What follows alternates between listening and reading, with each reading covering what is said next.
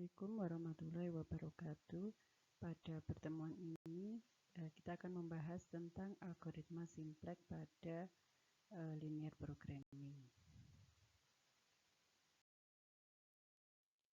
Untuk menjelaskan algoritma simplex, ini kita akan menggunakan contoh permasalahan pada Dakota.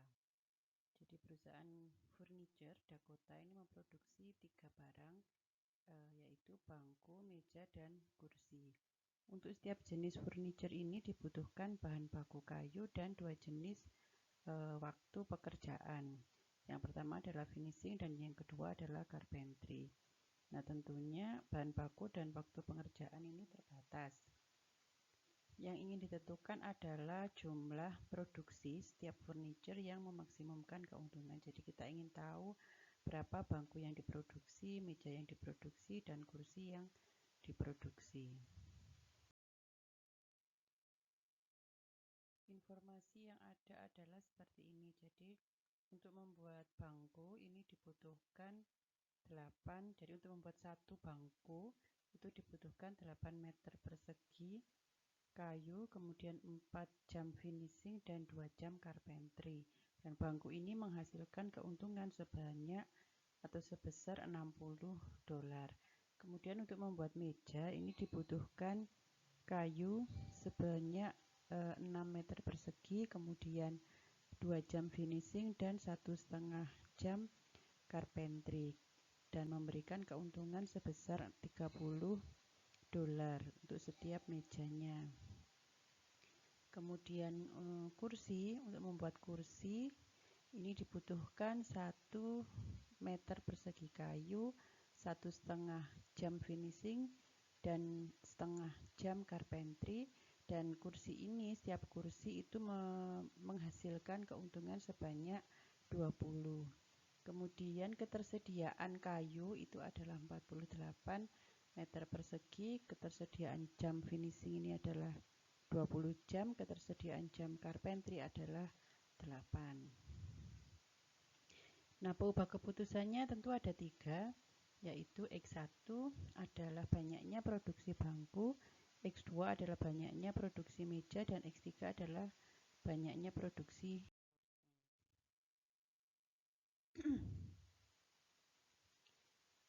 Oke, dari permasalahan Dakota ini bisa kita buat linear programmingnya, formulasinya.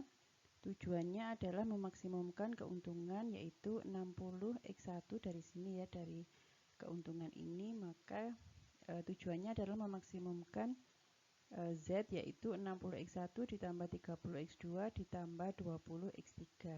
Kemudian kendalanya ini ada 3.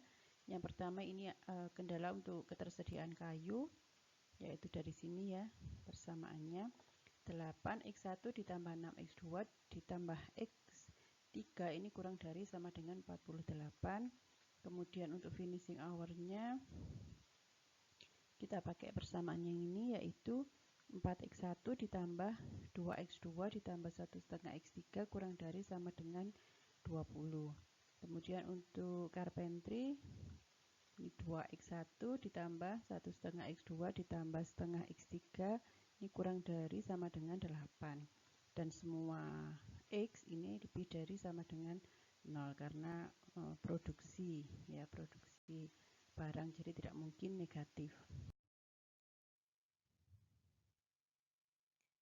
Oke, algoritma simplex ini yang pertama itu kita menentukan basic visible solution. Nah, di sini terdiri dari basic variable dan non basic variable. Basic variable itu adalah variabel yang nilainya lebih dari 0, sedangkan non basic variable itu adalah variabel yang nilainya 0 pada tahapan tertentu. Kemudian setelah kita punya BFS, itu kita cek apakah BFS-nya sudah optimal. Apabila sudah, berarti sudah selesai. Tapi apabila belum, maka kita melakukan iterasi untuk menentukan basic visible solution yang baru. Nah, di sini nanti kita akan menentukan basic variable dan non basic variable yang baru. Selanjutnya, nah kembali lagi ke sini. Setelah kita menentukan basic visible solutionnya, kembali lagi ke di sini apakah sudah optimal atau belum.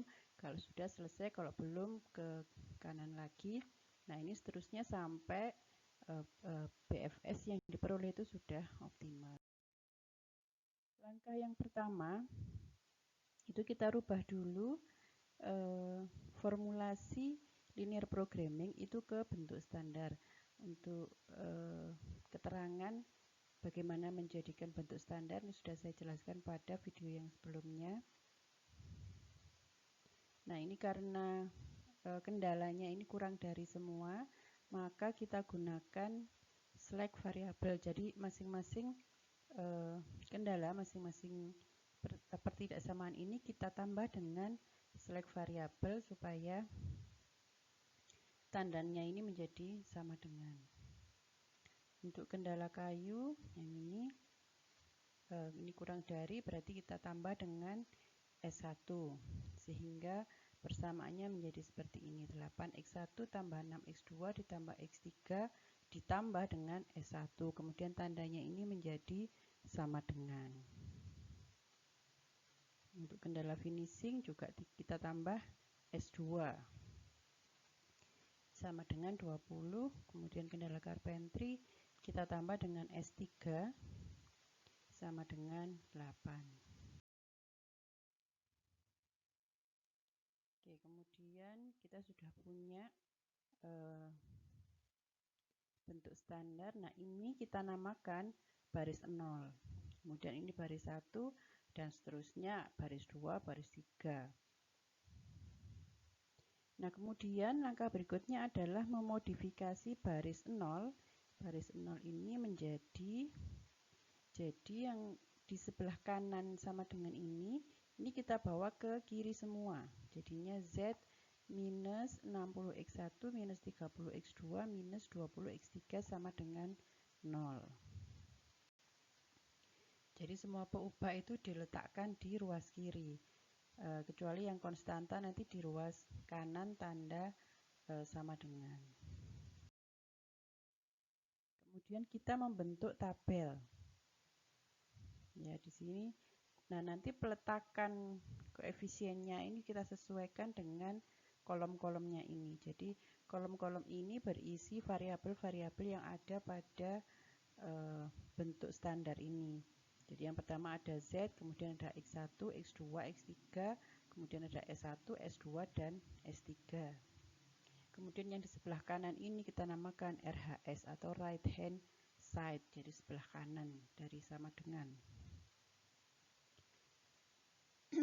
Oke, untuk baris 0, jadi kita memakai yang sudah dipindah ke sebelah kiri semua. Ini Z-nya bernilai 1, kemudian 60, X1 itu koefisiennya min 60, X2 itu min 30, X3 itu min 20. Jadi lihat dari sini dipindah ke sini. Kemudian di sini belum ada S1, S2, dan S3, jadi nilainya 0 semua. Kemudian RHS-nya juga 0. Selanjutnya baris 1. Di baris 1 ini nggak ada X-nya, nggak ada Z-nya ya, jadi nilainya 0. Kemudian untuk X1 koefisiennya 8, kita taruh di lurusnya ini ya, lurusnya X1. Kemudian X2-nya 6, ini X2-nya 6 koefisiennya. Jadi ini isi dari koefisiennya, koefisien variabel-variabel yang bersesuaian. Ini untuk X3 1, kemudian S1-nya adalah 1, S2 dan S3 0, kemudian RHS-nya adalah 48. Demikian untuk baris 2 juga seperti itu, dan baris 3 juga sama caranya.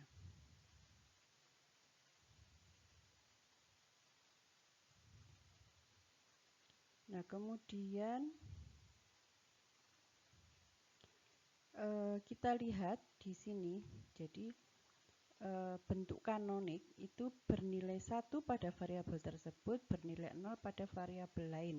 Jadi ini seperti matriks identitas, seperti ini ya. Z ini nilai untuk Z-nya 1 pada baris 0, kemudian yang lainnya 0. Nah, ini merupakan termasuk bentuk kanonik. Kalau yang di sini nggak ada, di sini juga nggak ada. Nah, ini sebenarnya ada 1, tapi yang nilai di baris lain ini tidak sama dengan 0.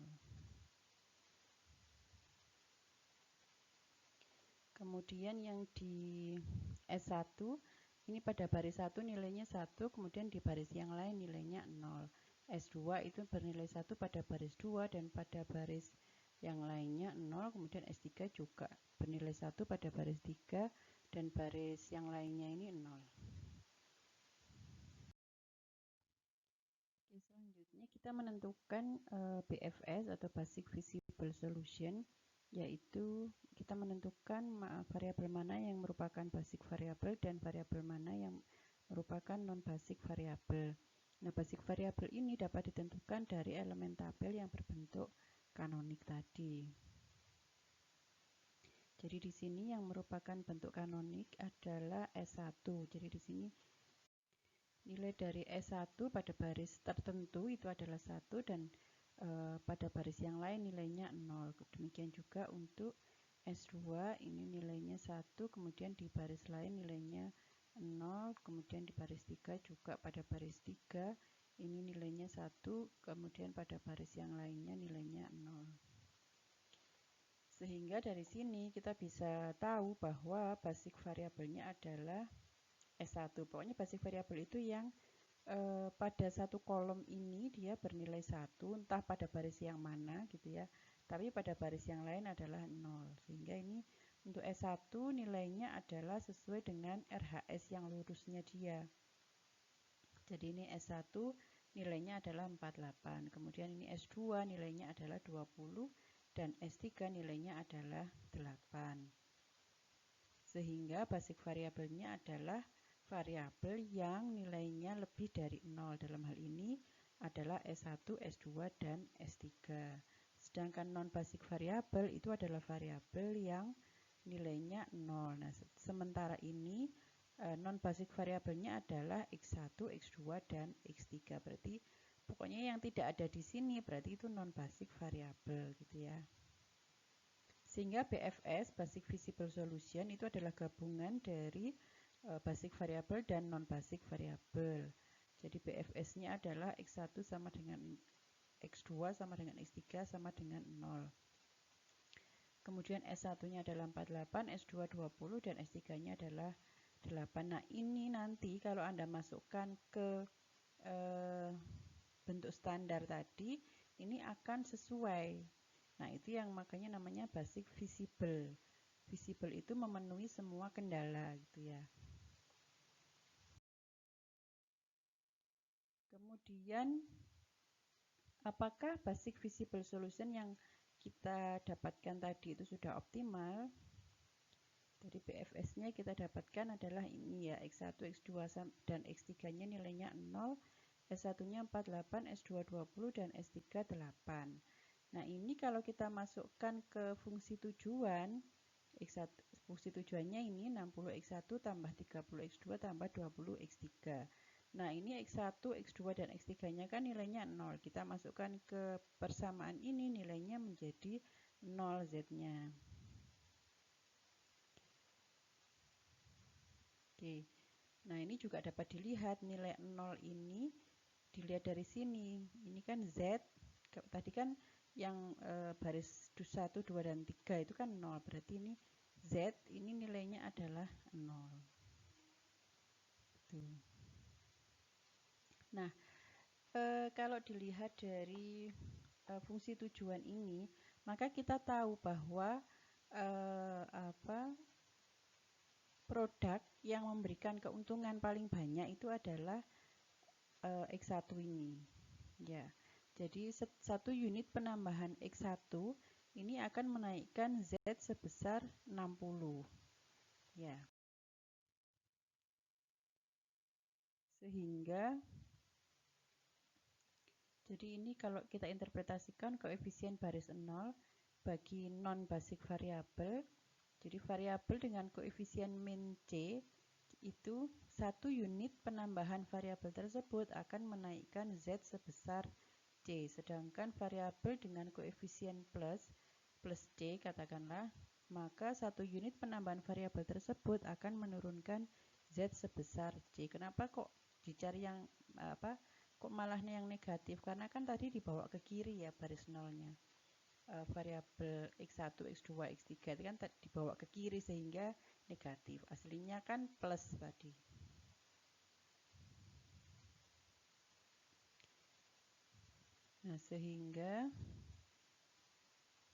Nah, kemudian ini di baris nol ini ya.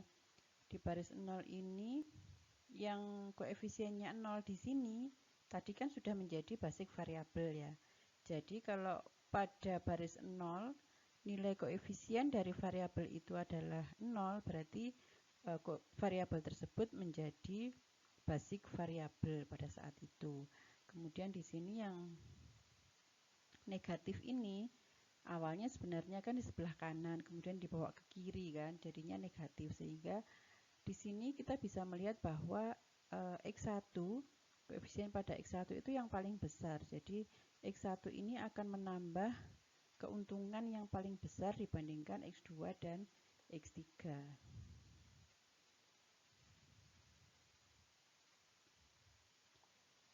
Jadi di sini kita lihat semua koefisien untuk yang non negatif ini adalah masih kurang dari 0. Kemudian ada beberapa kemungkinan menaikkan nilai Z dengan menaikkan nilai peubah keputusan yang artinya menambah produksi.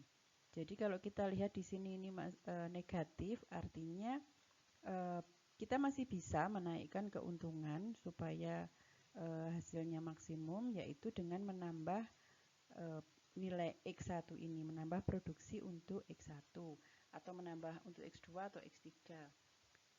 Cuman kalau kita menambah X1 maka keuntungannya akan bertambah 60 setiap kita menambah satu produksi X1, dan keuntungan akan bertambah 30 setiap kita menambah produksi X2, dan kita akan mendapatkan keuntungan tambahan 20 setiap kita memproduksi satu X3. Sehingga di sini sebenarnya masih bisa naikkan nilai Z-nya ini, artinya BFS yang tadi ada itu belum optimal.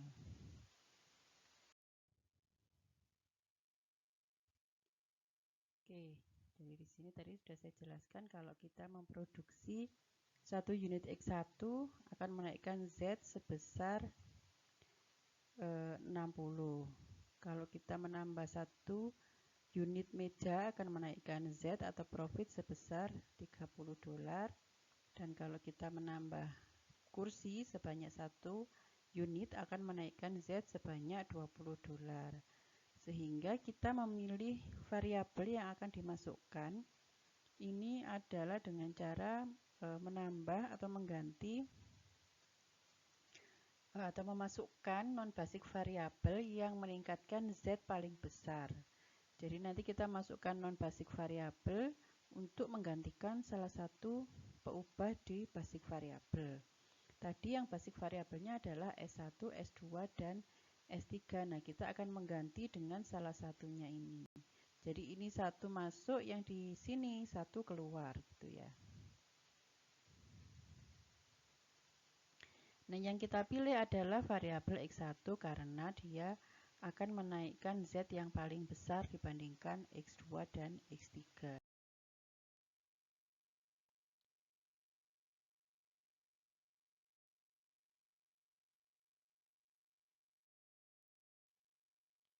Nah, dari semua syarat tadi, mulai dari X1 kurang dari sama dengan 6, kemudian X1 kurang dari sama dengan 5, dan X1 kurang dari sama dengan 4, maka semua syarat ini akan terpenuhi pada baris ketiga, yaitu ketika X1 kurang dari sama dengan 4. Kalau misalkan kita pada baris 1, X1 kurang dari 6, ini tidak memenuhi baris yang ketiga, yaitu X1 kurang dari 4.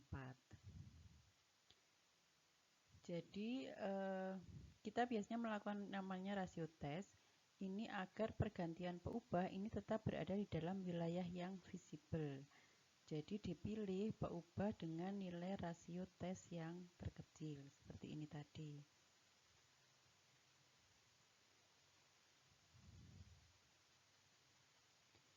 Jadi pada pada rasio tes, ini adalah tabel, jadi X1 ini yang kita pilih akan masuk sebagai basic variable. Nah, untuk menentukan variabel mana yang diganti dari basic variable yang sudah ada sebelumnya, itu kita melakukan rasio tes tadi ya. Nah, setelah melakukan rasio tes, kemudian kita pilih rasio yang paling kecil. Di sini tadi adalah baris ketiga, sehingga yang digantikan oleh X1 itu adalah S3. Jadi di sini pada basic visible solution berikutnya, X1-nya adalah peubah non basic variable yang akan menggantikan S3 yang merupakan salah satu dari basic variable. Caranya bagaimana? Dengan menggunakan elementary row operation atau operasi baris elementer.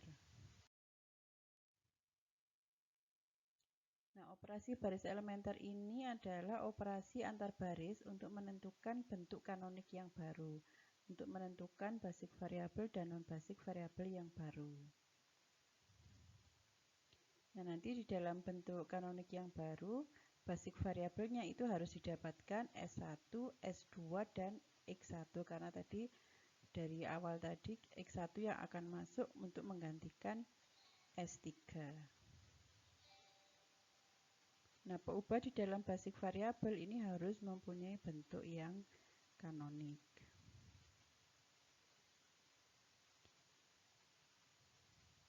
Jadi nanti ini di baris 1 tetap S1, kemudian di baris 2 itu adalah S2, dan di baris 3 itu diganti dengan X1. Awalnya tadi adalah S3.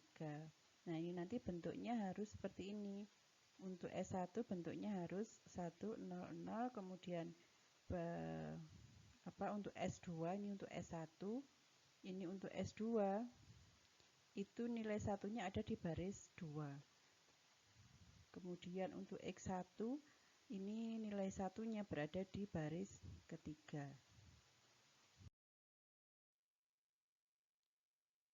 Oke, jadi pada iterasi berikutnya nanti inginnya itu kita memperoleh bentuk kanonik seperti ini.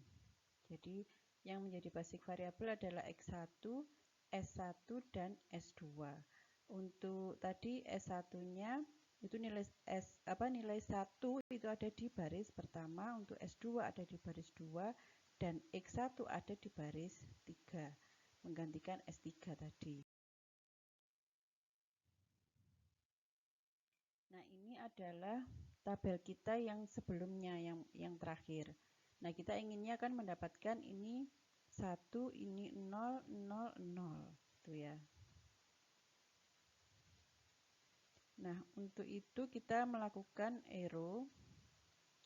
Yang pertama adalah pada baris 3. Jadi pada baris 3 itu, ini supaya nilainya 1 kan kita bagi dengan 2. Jadi baris 3, ini semua baris 3 ini kita bagi dengan 2. Ya, baris 3 ini kita ganti atau kita bagi dengan 2 semuanya. Jadi 2 dibagi 2, 1, kemudian 1,5 dibagi 2, 0,75, 0,5 dibagi 2, 0,25, ini tetap 0, 0, kemudian 1 dibagi 2 adalah setengah, dan ini 8 dibagi 2 adalah 4. Kemudian untuk baris 0, nah ini kita memanfaatkan baris 3 pada tabel 1 tadi. Jadi ini yang kita manfaatkan untuk membuat bagaimana supaya pada baris 0 ini koefisien pada X1 ini nilainya 0 supaya menjadi basic variable. Nah, baris 01 ini maksudnya baris 0 pada iterasi ke-1.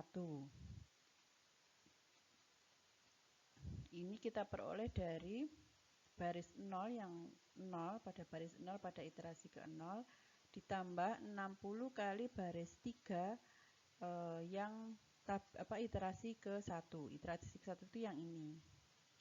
Ya, jadi hasilnya adalah ini. Jadi yang 60, min 60 ini ditambah, jadi kan yang baris 0, iterasi ke 0 tadi kan ini minus 60. Kemudian ditambah dengan 60 kali baris 3 untuk iterasi yang pertama. Jadi ditambah dengan 60 kali 1. Jadi min 60 ditambah 60 kali 1. Hasilnya adalah 0. Nah, demikian juga nanti yang untuk X2 ini didapatnya dari min 30 ditambah 60 kali 0,75. Hasilnya adalah 15. Nanti silakan dicek, dihitung apakah betul atau tidak.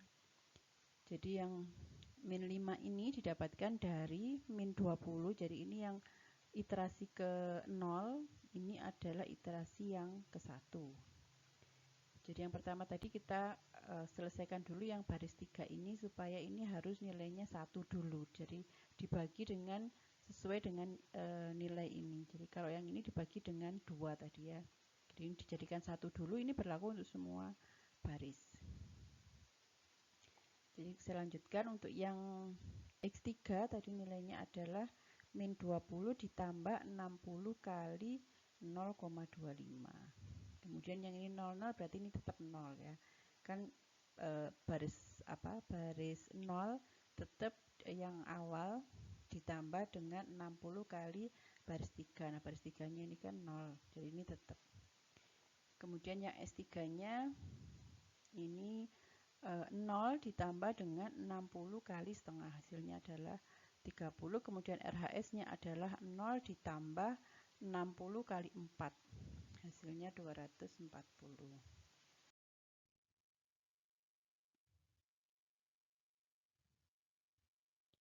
Selanjutnya ini tadi baris 0. Untuk yang baris 1 caranya juga sama.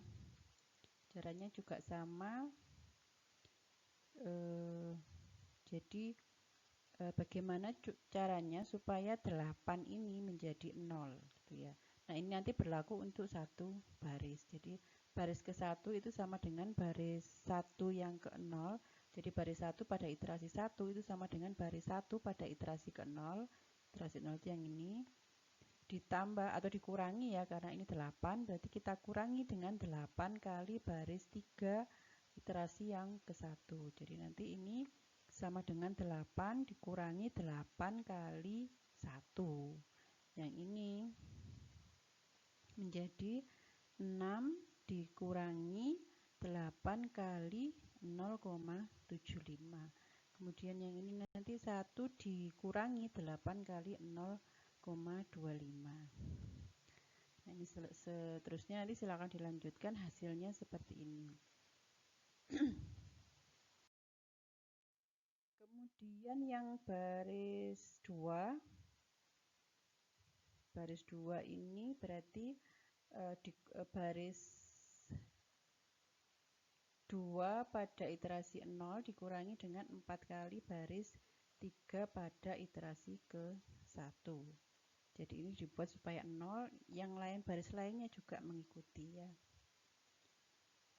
Jadi ini baris 2. Baris 2 ini didapat dari yang 0 ini didapat dari 2 dikurangi 4 kali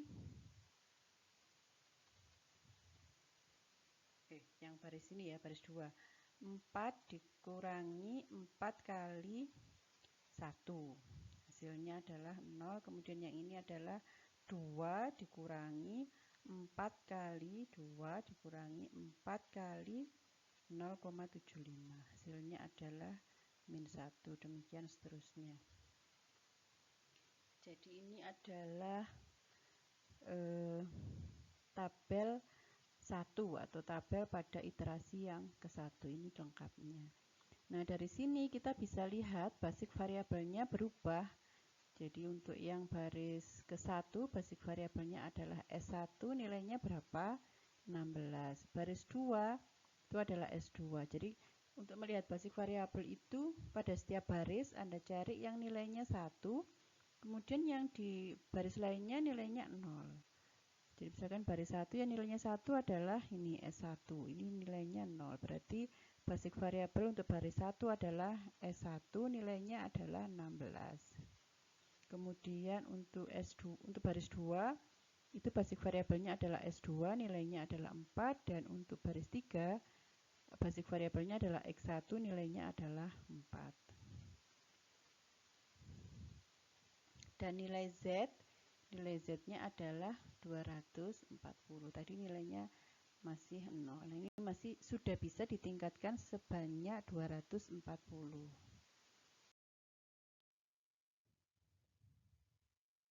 Oke, jadi ini adalah hasil lengkap dari tabel 1 atau iterasi 1. Jadi basic variabelnya adalah S1, S2, dan X1. Kemudian non-basic variabelnya berubah menjadi S3, X2, dan X3. Kemudian nilai Z-nya adalah 240. Jadi nilai X1-nya 4, X2, X3 masih 0, kemudian S1 16, S2 4, dan S3-nya 0. Nah, kembali lagi ke langkah 3, apakah BFS-nya sudah optimal?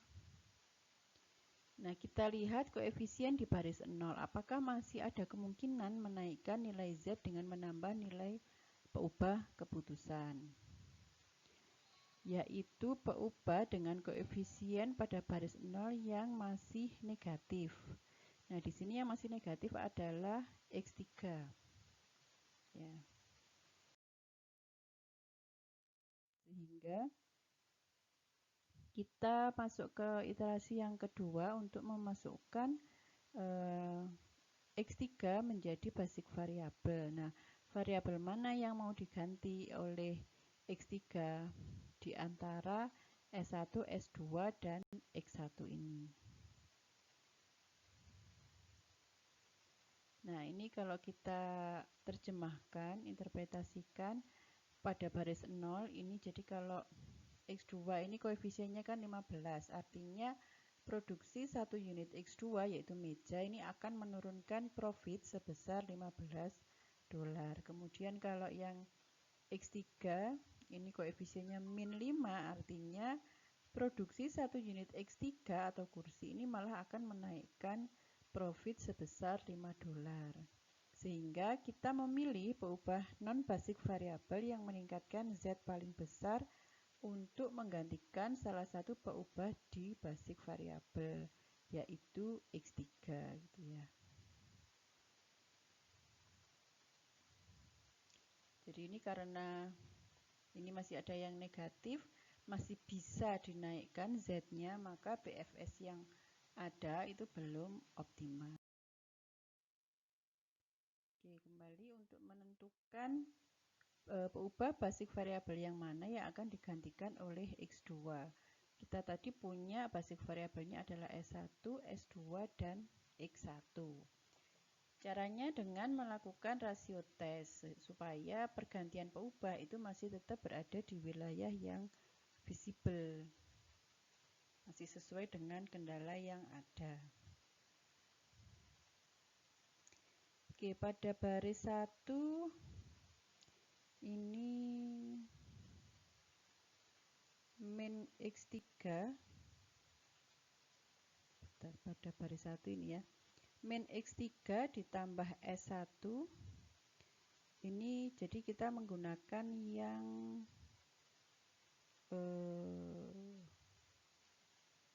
basic dan yang kita kan mau menggantikan X3 ini ya. Jadi yang basic adalah yang S1. Jadi yang S2 bukan. Yang ya betul, yang ini min 1 ditambah S1, S3-nya, oh ya, yang S3 itu kan yang non basic. Jadi nilainya ini 0, sehingga tinggal min X3 ditambah S1 ini sama dengan 16. Sehingga ini atau S1 sama dengan X3 plus 16 ini harus lebih dari 0 untuk semua X3.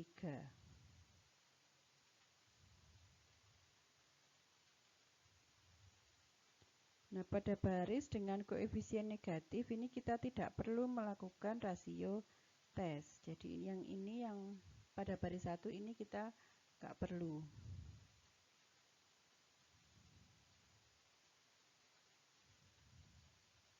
Karena nilai S1 ini selalu lebih dari 0 untuk semua nilai X3 gitu ya. Jadi kita nggak perlu melakukan rasio tes. Kemudian di baris 2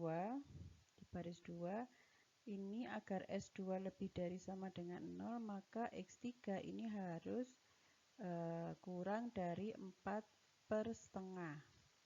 Ini 4 dibagi dengan setengah. Ini sama dengan 8. Kemudian untuk baris 3, ini X3-nya 4 dibagi dengan 0,25 yaitu 16. Sehingga dari sini bisa kita lihat bahwa yang memenuhi semua kendala itu adalah X3 kurang dari 8. Jadi ini pada baris yang kedua. Jadi pemenang rasio tes atau yang terkecil itu adalah di baris 2. Sehingga X3 itu akan menggantikan S2, yang di baris 2 adalah S2.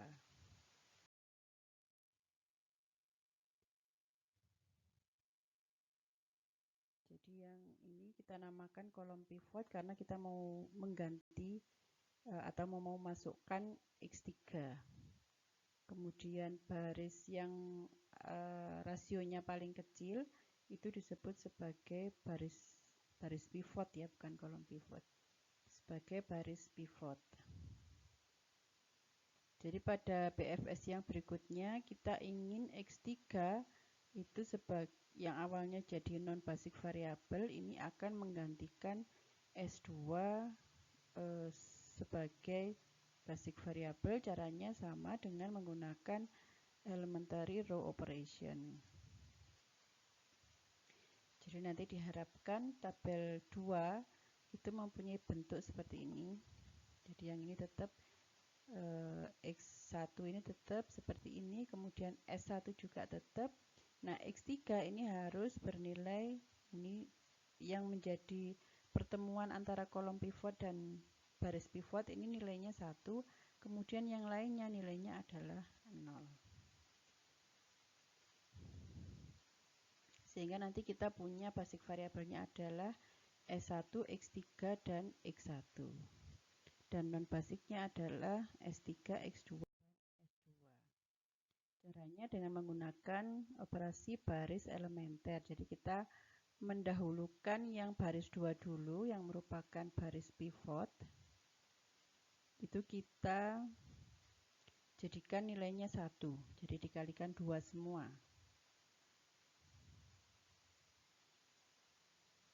Atau dibagi setengah, atau dikalikan 2 ya.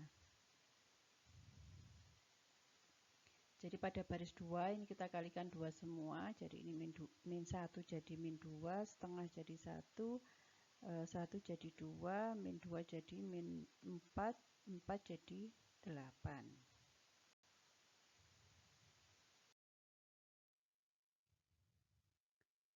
Kemudian baris 0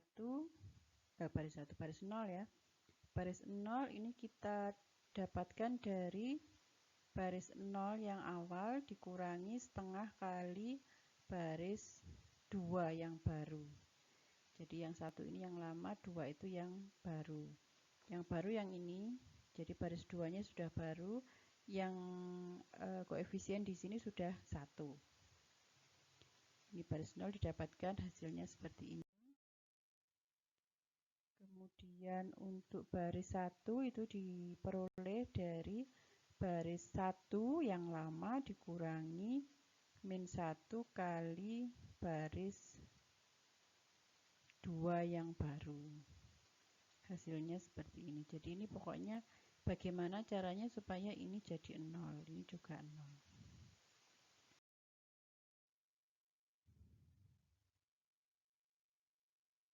Kemudian untuk baris 3 Untuk baris 3 ini didapat dari baris 3 yang lama dikurangi 0,25 ya, dikurangi 0,25 kali baris 2 yang baru ini. Hasilnya ini. Ini baris 3 yang baru. Jadi secara lengkap ini adalah tabel untuk iterasi yang kedua. Nah, dari sini bisa kita lihat basic variabelnya adalah untuk baris 1 itu adalah S1, jadi cari yang nilainya 1 dan yang baris lainnya 0. Ini berarti S1 untuk baris 1, kemudian untuk baris 2 adalah X3, dan untuk baris ketiga adalah X1. Nah, nilainya untuk yang baris 1 tadi S1 adalah 24, dilihat dari RHS-nya. Kemudian baris 2 ini X3 nilainya adalah 8, dan baris 3 X1 nilainya adalah 2. Kemudian nilai non basic variabelnya tentu menjadi 0. Dan Z-nya adalah 280. Dan kita lihat kembali apakah basic visible solutionnya sudah optimal. Nah, ini kita lihat di baris 0. Nah, ini baris 0 ini sudah terlihat tidak ada yang negatif, artinya sudah tidak ada yang bisa meningkatkan nilai Z. Nah, kalau sudah seperti ini berarti basic visible solution yang ada ini sudah optimal.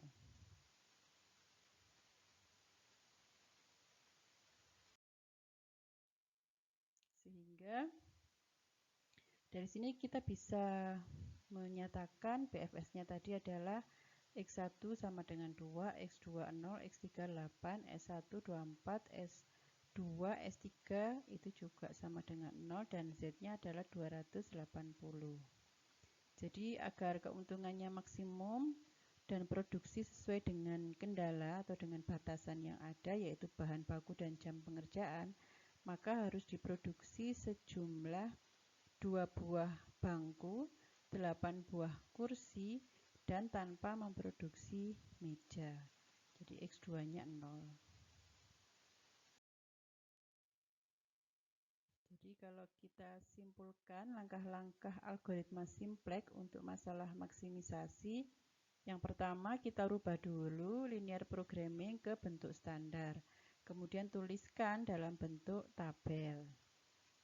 Kemudian langkah kedua, kita tentukan basic visible solutionnya yang terdiri dari basic variable dan non-basic variable. Nah, basic variable ini dapat ditentukan dari elemen tabel yang berbentuk kanonik. Jadi yang nilainya 1 di baris tertentu dan 0 di baris yang lain. Kemudian langkah ketiga, apabila semua koefisien pada baris 0 ini sudah lebih dari 0, maka basic visible solutionnya sudah optimal. Nah, apabila belum, maka kita pilih koefisien yang paling negatif untuk masuk ke dalam basic variable. Kemudian lakukan rasio tes. Nah, pilih yang terkecil, hasil yang rasio yang terkecil ini untuk menentukan peubah basic variable mana yang harus digantikan untuk menjadi non basic variable. Jadi kemudian lakukan elementary row operation atau operasi baris elementer untuk membentuk bentuk kanonik yang baru. Sehingga kita mendapatkan basic visible solution yang baru dan kita kembali ke langkah 3. Demikian seterusnya sampai kita peroleh solusi yang optimal, yaitu ketika pada baris 0 itu sudah tidak ada yang negatif. Oke, demikian untuk algoritma simplex untuk masalah maksimisasi. Terima kasih, semoga bermanfaat. Assalamualaikum warahmatullahi wabarakatuh.